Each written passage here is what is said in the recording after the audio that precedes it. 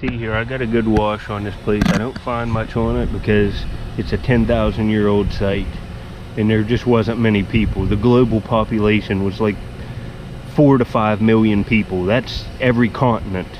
Africa, Europe, North America. The population of Los Angeles, California, I think is about 4.1 million. I would guess around 4 million. So there was just about that many people on the entire planet. So this stuff is just extremely rare to find anytime.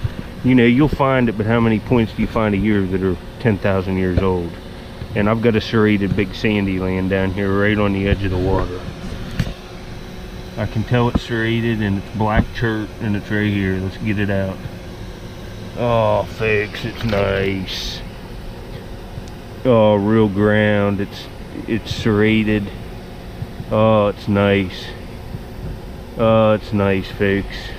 It's a 10,000-year-old arrowhead made by some of the first inhabitants, like that you can find stuff in quantity in North America. You know, the time period goes back, but finding a Clovis point, which I did this year, you can go back and watch my videos, is like hitting the lottery.